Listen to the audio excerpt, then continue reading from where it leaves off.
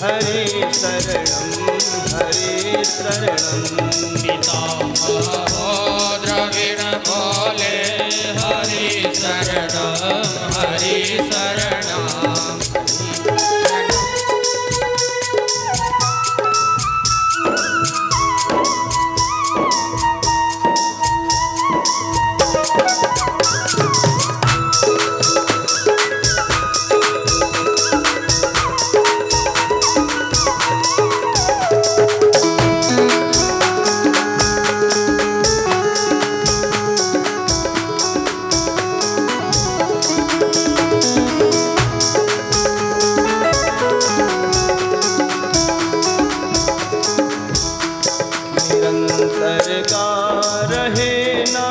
भक्ति की ये मधुर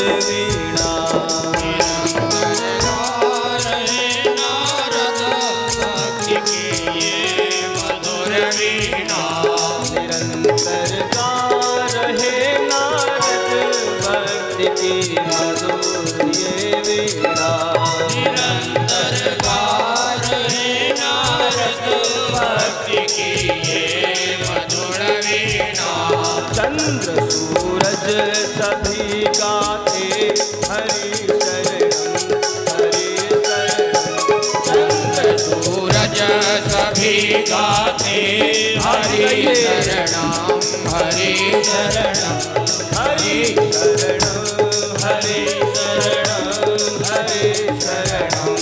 हरि शरणं हरि शरणं हरि शरणं हरि शरणं हरि शरणं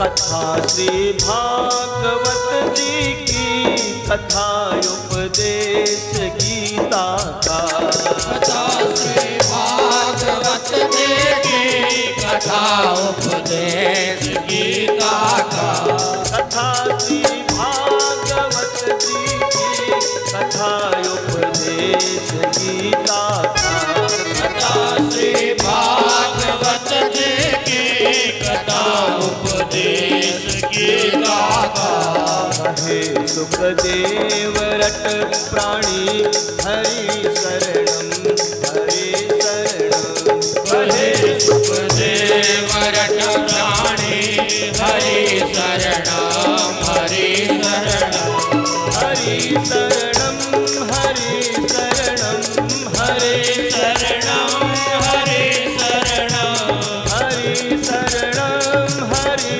शरणं हरि शरणं हरि शरणं जाए वेद की गाती हरि शरणं जाए वेद की गाते हरि शरणं हरि शरणं हरि शरणं हरि शरणं हरि शरणं हरि शरणं हरि शरणं हरि शरणं हरि शरणं हरि शरणं ताली की सेवा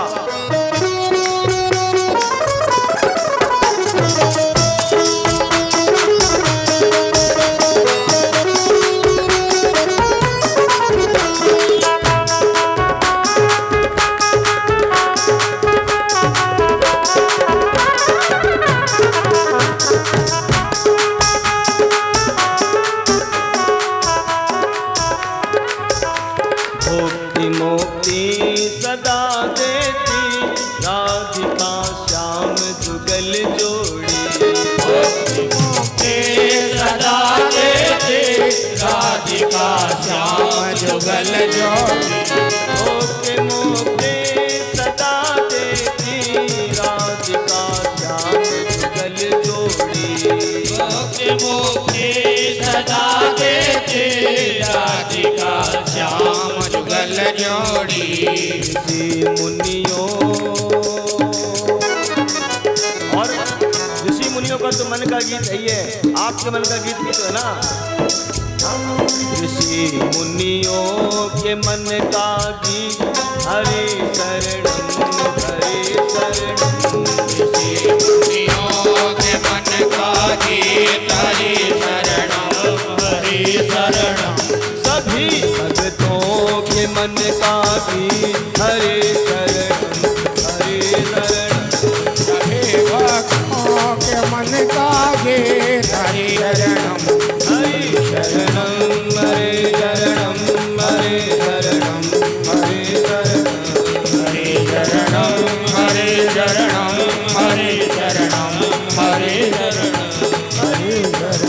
हरि शरणम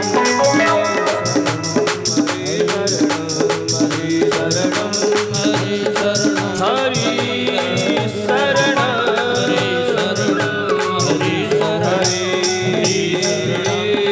शरणम हरि शरणम बोले वराह भगवान की जय। जिस हरि की शरण में देवता भी हैं, उन हरि की शरण में हमें भी जाएंगे तो हमारे भी सारे कष्ट जो हैं हरि ले लेंगे।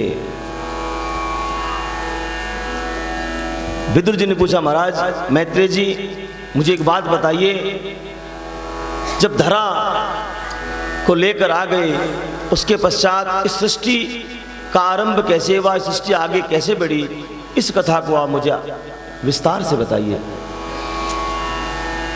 विदुर जी को मैत्रेय ने कहा, विदुर जी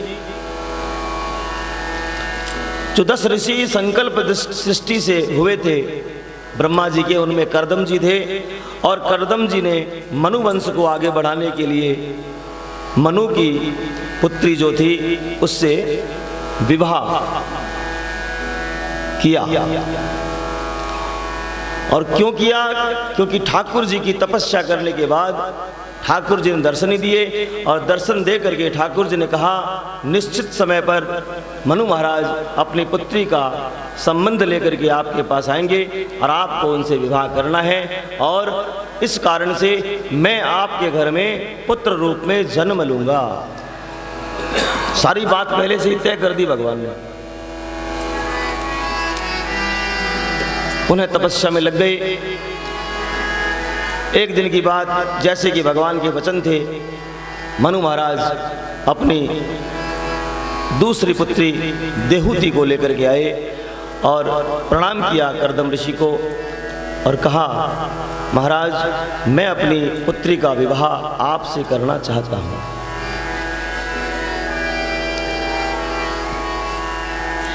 कर्दम जी हंस पड़े, महाराज आप मुझे देख रहे हो और मेरी कुटिया को देख रहे हो, आप संबंध लेकर तो आए हो, लेकिन आपने अपनी पुत्री को पूछा है कि नहीं? हम तो फक्कड़ राम जी हैं, हमारा तो यही काम है, यही हमारा धाम है और हमारे पास दाम भी कुछ नहीं है। और हमारे राम तो विवाह के पश्चात पुनः संन्यास को धारण करने वाले हैं, ये हमारी कुछ शर्तें हैं। अपनी पुत्री को आप बता दें। तो पुत्री भी साथ ही में थी, पुत्री भी साथ में ही थी। कहते हैं मौनम स्वीकृति लक्षणम, आज वाली नहीं थी वो कि एक बार एकांत में मीटिंग करनी है। देहूति को अपने पिता पर पूर्ण विश्वास था कि मेरे पिताजी ने जो संबंध मेरे लिए तय किया है वो मेरे लिए अति उत्तम ही होगा। उन्होंने आसन पर केवल अपना हाथ रख दिया, इसका मतलब उन्हें वो सब कुछ स्वीकार था, ऐसी बात थी। उसी क्षण उसी जगह पर विधिवत कर्दम जी का देहूति का विवाह संपन्न हुआ। दोनों को आशीर्वाद दे के मनु महाराज क्या देखते हैं, एक कृषकायशी युवती मैले कुचले कपड़े पहने हुए आश्रम की कुटिया के बाहर झाड़ू फुआर रही है। विस्मृति हो गई कि मेरा विवाह भी हुआ था और पूछा, हे मानवी तू कौन है और मेरे आश्रम में इस प्रकार क्या कर रही है? इसको हम आज की वर्तमान स्थिति से जोड़कर देखें तो क्या दृश्य होगा। पहली बात तो वो हाई नहीं भरेगी, और जो भर लिया तो इतने दिन टिकेगी नहीं, और टिक गई अगर उस प्रकार पतिदेव उठे और पूछे तो फिर क्या दृश्य वहाँ उपस्थित होगा, बताने की जरूरत नहीं है। लेकिन वो राज्य कन्या होने के बाद भी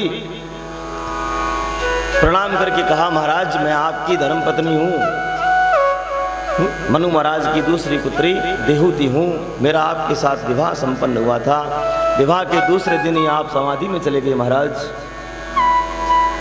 और मैं उसी दिन से अब मेरा ससुराल तो यही है, मैं किससे कपड़े मांगू, किससे क्या मांगू।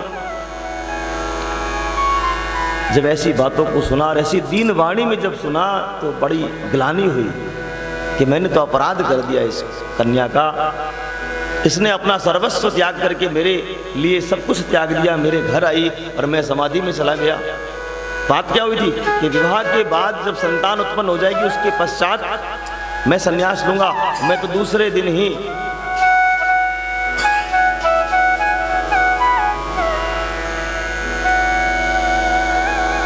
बड़ी ग्लानि हुई महाराज। अब तो देव योग से उन्होंने अपने योग बल का सहारा लेते हुए एक सुंदर विमान बनाया। क्या बनाया? सुंदर विमान। इस विमान में ऐसी कोई वस्तु नहीं थी, ऐसी कोई सुविधा नहीं बची जो उन्होंने नहीं रखी हो उस विमान में। उसका नाम था कामक विमान, सभी कामनाओं की पूर्ति करने वाला विमान। हालांकि कथा के बीच में ऐसे शब्दों का उपयोग नहीं करना चाहिए, लेकिन समझाने के लिए आजकल करना पड़ता है। गुरुदेव निषेध बताते हैं। एक फिल्म आई थी टाइटैनिक, सबसे बड़ा विमान बना था, उससे भी कई गुना अधिक सुविधाएं थी हमारे इस विमान में। अगर मैं वर्णन करने बैठूं तो कम से कम 1 घंटा लगे उसके खाली वर्णन में, इसलिए इतना कह के छोड़ देते हैं कि उसमें ऐसी कोई वस्तु नहीं थी, ऐसी कोई सुविधा बची नहीं जो नहीं हो। सारी व्यवस्थाएं, सारी कामनाओं को पूर्ण करने के लिए सरोवर, तालाब, बगीचे, पकवान, दास दासियां, ऐसा विमान बनाया और देवी को हाथ जोड़कर निवेदन किया, देवी मैं आपका अपराधी हूं, मेरे कारण से आपने कितने वर्षों तक कष्ट भोगा, जो सुख आपको विवाह के तुरंत मिल जाना चाहिए वो मैं सुख आपको दे नहीं पाया। भगवती आप मुझे क्षमा करें और आप इस सरोवर में जाकर के स्नान करें। स्नान करते ही जो ही डुबकी लगाई, नीचे कौन था? सरोवर में अनेक दास दासियां बैठी थी, मल मल के उनको स्नान करवाया और जैसे ही वो वापस सरोवर से बाहर आई, सर्वांग सुंदरी बन करके बाहर आई। क्या समझ में आया? हम जब सर्वस्व अर्पण कर देंगे पति के चरणों में तो पति कमाता किसके लिए है? आज सारा योग बल जितना तप किया था करदम जी ने, उस योग बल से सारा तप जो है उस कामक विमान में लगा दिया। किसके लिए? अपनी पत्नी के लिए। इसको अन्यथा न लेना, क्योंकि मातृ शक्ति अधिक बैठती है यहां पर। हाँ? कोई भी पुरुष हो, किसी भी जाति धर्म विशेष का भी हो, किसी भी वर्ण का हो, ब्राह्मण हो, क्षत्रिय हो, वैश्य हो, शूद्र हो, कमाई करने जाता है और उसके मुख्य रूप में लक्ष्य में कौन होता है? उसका परिवार होता है। और वो दिन भर मजदूरी मेहनत करके जो भी सारा कुछ साम्राज्य बनाता है, घर में जो सुख सुविधाएं लाता है, उसका वो स्वयं कितना उपभोग करता है या कितने घंटे करता है, मुझे बता देना। सबसे अधिक घर में कौन रहती है? मातृशक्ति रहती है। उसका उपभोग कौन करती है? मातृशक्ति करती है। वो सुख उसे तब मिलेगा जब वो मन से, वचन से, कर्म से अपने पति के अलावा किसी पर पुरुष का ध्यान नहीं करेगी, तो वो भाव जुड़ जाएगा उससे। और सारी सुविधाएं, हमारे फ्लैट भी किसी विमान से कम थोड़ी है। आजकल जो फ्लैट बन रहे हैं विमान से कम है क्या? ठाकुर जी की कृपा से हम भी उन विमानों में जाते हैं, पूजाएं जब करवाने जाते हैं, भागवत करते हैं, सत्संगिया करते हैं, तो सब कुछ तो बटन से होता है। आजकल तो पंखे भी आ गए बटन वाले। हा? क्या है ये आपकी तपस्या है, इसलिए इसका अभिमान नहीं करना चाहिए। और वो पुरुष चाहता क्या है आपसे? ऐसी दीनवाणी चाहता है वो आपसे, जैसी अभी देहूती जी ने दीनवाणी में कहा महाराज, प्यार के 2 शब्द चाहता है वो आपसे और कुछ नहीं चाहता। करदम जी आए, देहूती जी को आनंद दिया, हमने क्या सीखा ये सुनने की चीज है।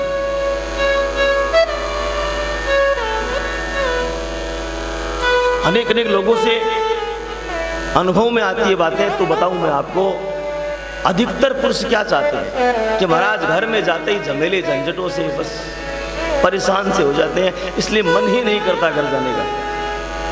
अधिकतर पुरुषों की बात है ये। हो सकता है घर में आकर ना कहते हो, डर के मन के फिर झमेला बढ़ेगा, लेकिन परेशान क्या चाहता है कि मैं जब घर में जाऊं तो सारा परिवार मुझे हंसता खेलता मिले, और वो मेरी जो कामिनी है वो जल का गिलास लेकर के हंसती हुई मेरे सामने आए। बोले महाराज कैसा बीता आज का दिन, ये सुनना चाहता है प्रत्येक पुरुष।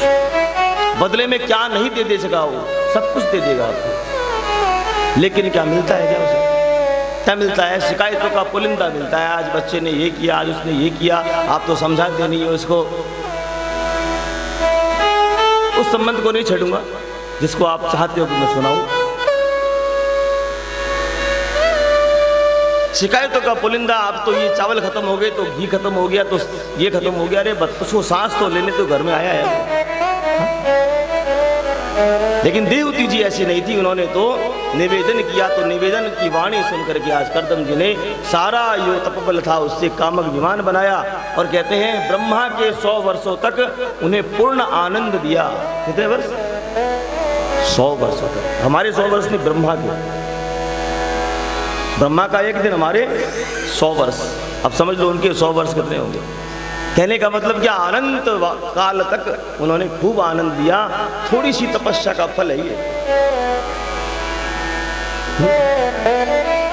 अब तो नानी नानियाँ दादी दादियाँ मिलते नहीं है बच्चों को। हमें अवसर मिला, मैं नानी माँ कहाँ करती थी, कोई बच्ची छोटी होती थी ना कि मना भगवान को, तू ठाकुर जी को मनाएगी ना तो इसकी बरकत तेरे होने वाले पति को मिलेगी।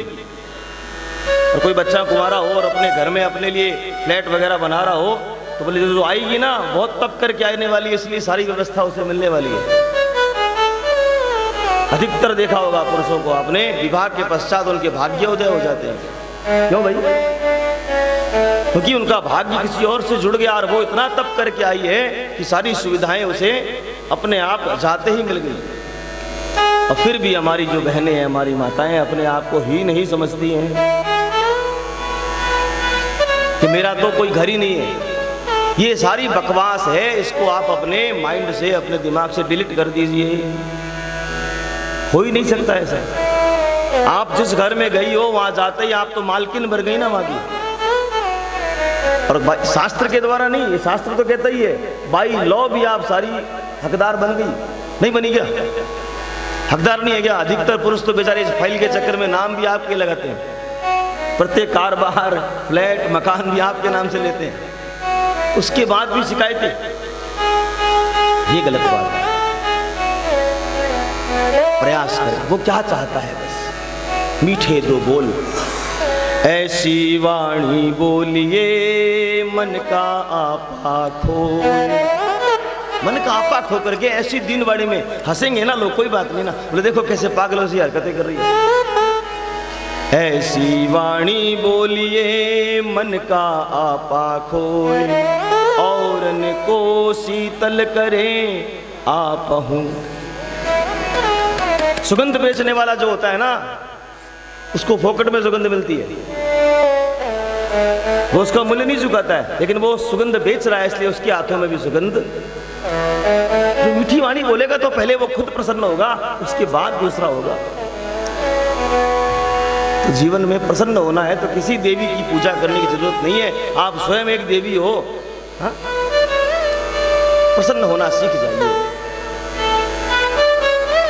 कहते रोने वाले को रोने का बहाना चाहिए।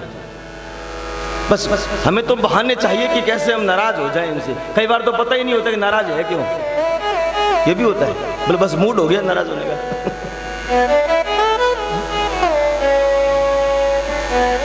100 वर्ष तक जब विहार किया, विहार करने के बाद में वापस जब आश्रम में आते हैं तो बोले देवी और क्या इच्छा है।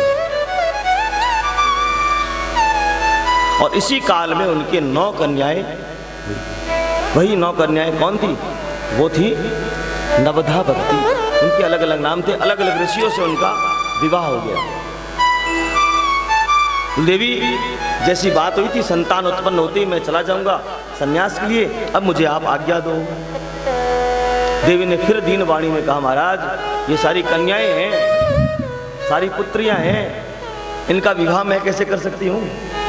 इनका विवाह भी करवा के जाइए महाराज, और वंश बढ़ाने के लिए कम से कम पुत्र भी तो होना चाहिए महाराज। ऐसी दीन वाणी में जब बात कही तो उन्हें भगवान की बात याद आ गई। क्या कहा था भगवान ने? कि मैं तुम्हारे घर में बालक बन करके जन्म लूंगा।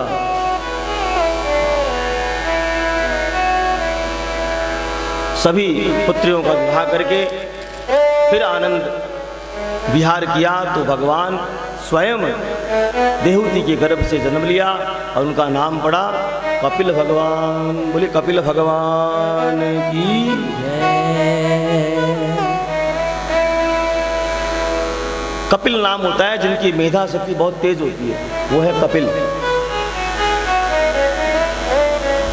पहले तो फिर भी रखते थे लोग नाम, लेकिन आजकल तो नाम भी रखना बंद कर दिया कपिल। वो एक कपिल देव हुआ 83 में जिसने वर्ल्ड कप जिताया हमें, उसके बाद कोई कपिल हुआ ही नहीं। कपिल जिसकी मेधा शक्ति बड़ी तेज हो, ठाकुर जी स्वयं साक्षात पुत्र रूप में आए। अब जैसे ही पुत्र का जन्म हुआ अब नहीं रुके, करदम जी चले पड़े कहां पर? ठाकुर जी जब मिल गए उसके पश्चात भी क्या ठाकुर जी को मनाना जरूरी है क्या? हम ठाकुर जी को क्यों मना रहे हैं कि ठाकुर जी मुझे दर्शन दो, और स्वयं पुत्र बन करके आगे फिर भी सन्यास में जाना क्यों? राम से बड़ा राम का नाम। राम जब सामने आ जाएंगे तो मैं तो राम का नाम लेना बंद कर दूंगा, उन्हीं की सेवा में लगा रहूंगा, तो नाम संकीर्तन तो बंद हो जाएगा ना। इसलिए राम से भी बड़ा राम का। भगवान को प्रणाम किया एकांत में, आप अपनी माता जी को संभालिए, मैं चला आपको मनाने। इधर एक दिन की बात है, कपिल देव जी बैठे थे, मैया बैठी थी देहूति जी। मन में विचार आया, और विचार आया तो पूछ लिया किससे?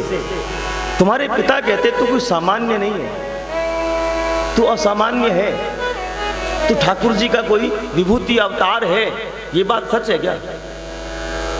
कपिल देव जी हंस पड़े। तुझे क्या पूछना है माता, बता, इतना तो बता ही दूंगा, मैं कौन हूं इसे जानने की चेष्टा मत कर, तू मुझसे पूछना क्या चाहती है? बोल बेटा मुझे पूछना ये है कि मैंने तेरे पिता के साथ भी बहुत आनंद लिया, पिता के बाद भी बहुत आनंद लिया। जब पिताजी समाधि में चले गए उस समय बड़ा आनंद लिया, लेकिन मुझे ना तो उस समय दुख हुआ ना सुख हुआ, ना इतने वर्ष मैंने 100 वर्षों तक इतनी कामनाओं को पूर्ति करने के बाद भी सुख की अनुभूति मुझे अब भी नहीं हुई। मेरा प्रश्न ये है कपिल कि सच्चा सुख है क्या, तो वो कहाँ मिलेगा, कैसे मिलेगा, और उसका स्वरूप क्या है? इस एक प्रश्न के ऊपर कपिल देव भगवान ने सांख्य योग का वर्णन कर दिया। बड़ा गंभीर विषय ये भी, 7 दिवस तक एक इसी विषय पर कथा हो सकती है, लेकिन हम 7 दिनों में ही कथा करने वाले, इसलिए सूक्ष्म रूप में समझने का प्रयास करें कि सच्चा सुख क्या है। एक दृष्टांत बताया महाराज। एक सेठ जी थे जो बड़े धार्मिक प्रवृत्ति के थे और नित्य तीर्थों का सेवन करते थे।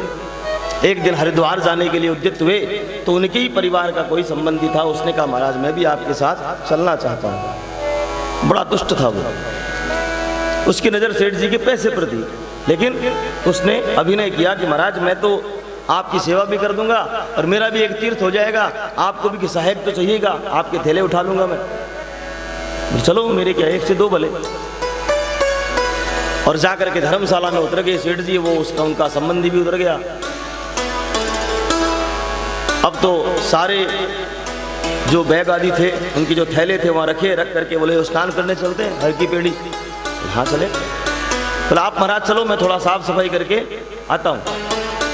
सेठ जी आगे बढ़े, पीछे से उसने सारा घर छान मारा, उनके सारे थैलों को देख लिया, वो धन देख रहा था कि धन मिले तो मैं तो मेरा तीर्थ तो वही हो जाएगा, लेकिन धन उसे मिला नहीं। बोले अब नहीं गया तो यहाँ से अभी भगा देंगे ये, इसलिए भाग कर गया, स्नान करके आया, फिर सो गया। रात हुई, रात को सेठ जी तो सो गए खराटे मार करके, वो उठा आधी रात को और फिर सारे थैले सेठ जी के कपड़े देखने लगा, लेकिन उसे धन नहीं मिला। जब जब अवकाश मिलता, जब जब समय मिलता, जब जब मौका मिलता, वो सेठ जी के कपड़ों को, उसके थैले को देखता, लेकिन धन उन्हें, अच्छा सेठ जी के पास धन है ये उसे पता है, खर्च तो कर ही रहे हैं वो, अब निकाल के वापस रखते कहाँ ये उसे पता नहीं। ऐसे करते करते 7 दिवस पूर्ण हुए, वापस जाने की तैयारी। तो कहते हैं हम जब तीर्थों में जाते हैं तो हमारी मानसिकताएं थोड़ी बहुत अच्छी हो जाती है, तो उसकी भी मति परिवर्तित हुई। उन्होंने हाथ जोड़ के प्रार्थना की, महाराज सेठ जी मैं आपसे माफ़ी मांगना चाहता हूँ। बोले क्यों, क्या हो गया, ऐसा क्या गलती कर दी तूने? बोले महाराज मैं कोई तीर्थ वीर्थ करने नहीं आया था, तो आपको लूटने आया था। ये तो नई बात बता, मुझे पता है यही करना आया था तू। बोले आपको पता था? बोला हाँ, ये सफेदी कोई रंग थोड़ी की है मैंने, अनुभव है, चेहरा देख के बता सकते हैं कि आपके मन में क्या चल रहा है। तो मुझे पता था, लेकिन ये तेरा स्वभाव है, मेरा स्वभाव है दया करना, मैं तीर्थों में जाऊं, तेरा भी भला हो, कुछ पुण्य मुझे भी मिलेगा, इसलिए मैंने तुझे मना नहीं किया। और कुछ? बोले एक बात और है महाराज, मैं आपको लूटने आया लेकिन लूट नहीं सका, ये ग्लानि रह गई। मुझे एक बात बताइए, आपने अपना धन रखा कहाँ है, ये मुझे बता दीजिए, नहीं तो छटपट हो रही है, नींद नहीं आएगी फिर रात को। आज 7 दिनों से जगा हूँ, रोज रात को मैं उठता हूँ, आप नहीं होते तो भी मैं खोजता हूँ, लेकिन धन नहीं मिला, आपने रखा कहाँ? वो तेरा पलंग है ना जहाँ पे तू सोता है, हाँ, उसके तकिए को उठा, उसी के नीचे धन रखा हुआ है। बोले महाराज मेरे पास ही मेरा धन था और मैं पागलों की तरह आपको खोजता रहा। बोले हाँ, क्योंकि मुझे इतना पता था कि तेरे सारे संसार को तू खोज लेगा, अपने बिस्तर को तू नहीं टटोलेगा, क्योंकि इतना विश्वास है कि यहाँ तो कोई रखना कौन, यहाँ कौन रखेगा, क्योंकि तू भी मुझे अपने जैसा ही समझता है ना? तो मैया ये संसार का जीव भी सुखों के लिए सारे संसार में घूम रहा है, लेकिन सुख तो इसके अपने पास ही है, इसके हृदय में विराजमान है, लेकिन ये पागलों की तरह चारों तरफ सुख को पकड़ने के लिए भाग रहा है। जितना उसके पीछे भागता है सुख उससे उतनी दूर चला जाता है। कस्तूरी मृग की भांति इस जीव की दशा है मैया। जैसे कस्तूरी मृग में को सुगंध आती है ना उस कस्तूरी की, और वो सोचती वो कहाँ से सुगंध आ रही है, करते करते करते वो जंगलों में चली जाती है हिरणी, और वहां पर कोई शिकारी उसका शिकार कर लेता है। ये जीव की दशा ये है माँ। सच्चा सुख तेरे अपने पास ही है। हमने प्रथम में सुना ना कि हमारी विचारों की बात है ये, कि मैं सुखी हूं ये सुख है, मैं दुखी हूं ये दुख है। एक भिखारी जो है वो सड़क पर भी चैन की नींद सोता है, और एक धनाढ्य व्यक्ति एसी चला करके भी मखमल के गद्दे पर भी रात भर करवटें बदलता है। तो सुख गद्दे में थोड़ी है, नींद गद्दे में थोड़ी है, नींद तो विचारों में। एक व्यक्ति की आंखें नहीं है फिर भी वो सारे संसार में मदमस्त हुआ फिरता है, और एक व्यक्ति की आंखें होने के बाद भी वो रोता रहता है महाराज।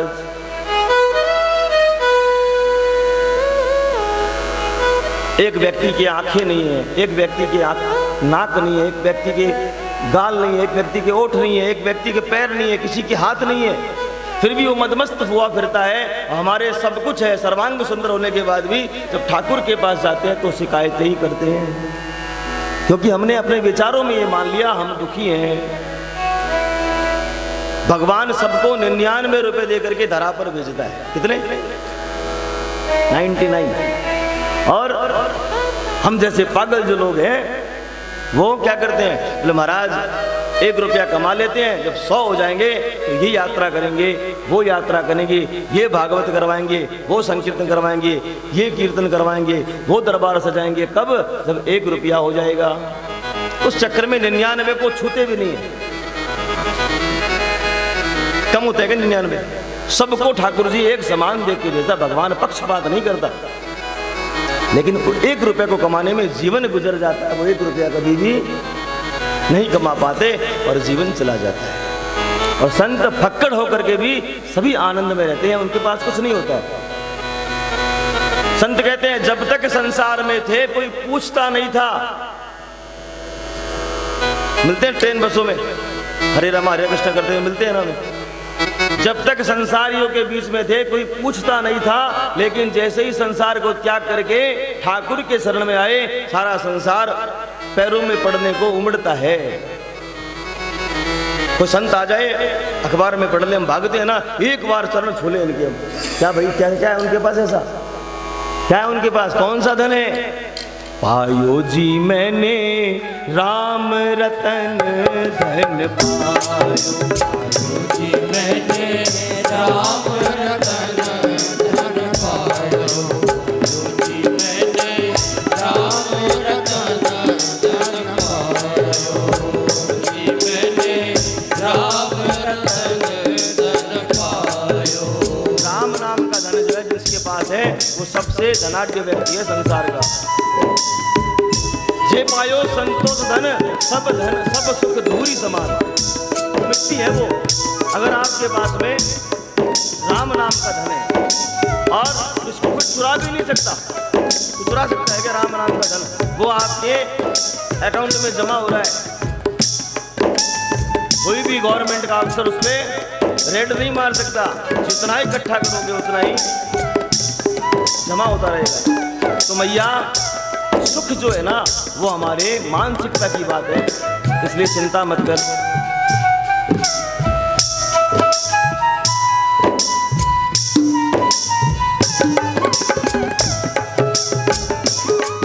राम नाम का धन जब हमारे हृदय में आकर के बस जाएगा तो हम फकीर रहेंगे ही नहीं, संसार के सबसे अमीर व्यक्ति बन जाएंगे।